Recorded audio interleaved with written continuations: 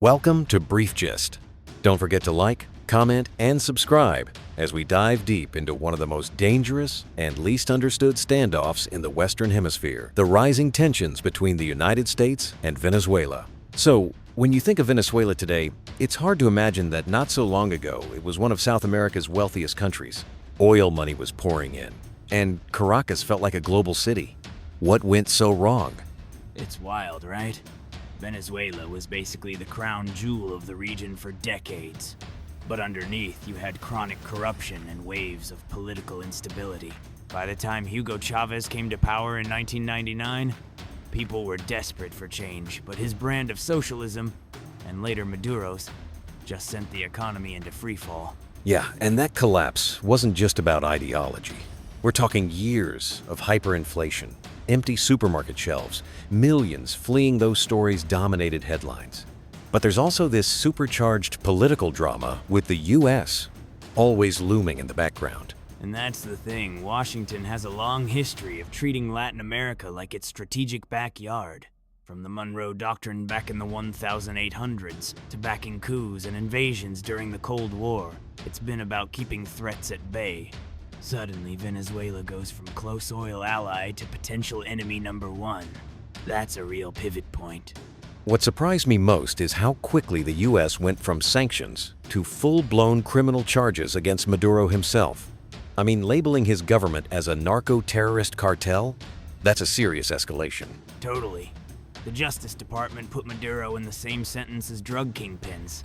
It wasn't just rhetoric they indicted him and put a 50 million bounty on his head as much as bin Laden. That level of criminalization is basically saying, we're not dealing with a government anymore. We're dealing with a cartel. And then there was the executive order, treating drug cartels like foreign terrorist organizations. Suddenly, you've got US destroyers and spy planes cruising the Caribbean. They said they were going after narcos, but the world knew that was aimed straight at Maduro. What's so interesting is that, statistically, less than 10% of cocaine passed through Venezuelan waters, most routed through Colombia and the Pacific.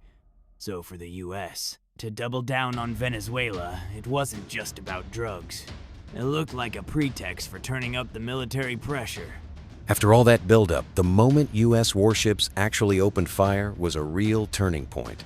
11 people killed in one attack, no clear evidence made public. It felt like the message was about power, not just crime fighting. Absolutely. Those strikes were as much about sending a warning as anything else, and the timing was no accident.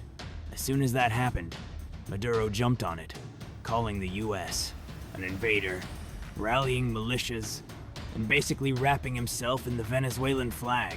It's wild how quickly the narrative shifted inside Venezuela. Suddenly, Maduro's government was able to play the victim, turn public anger outward, and try to unite people who might otherwise be protesting against him.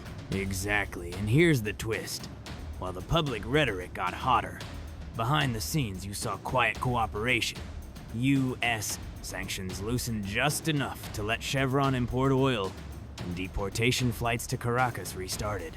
It's this bizarre dance where enemies shake hands when no one's looking. Funny you mention that odd dance, because it really makes you question what's actually driving the confrontation. Is this just leaders fueling their own narratives? Or are we standing on the edge of something much riskier? Honestly, both.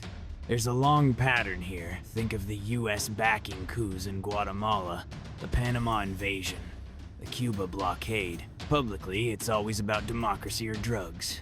But underneath, it's about who controls the hemisphere.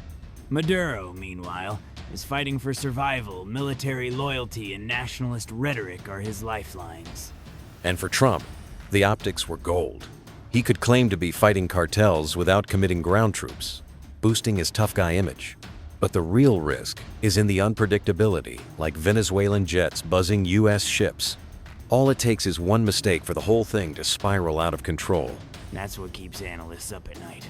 On the surface, it might look like political theater, but history says these standoffs can go hot fast. The US-Venezuela story isn't just about drugs or sanctions. It's about power, oil, and how quickly things can repeat themselves if cooler heads don't prevail.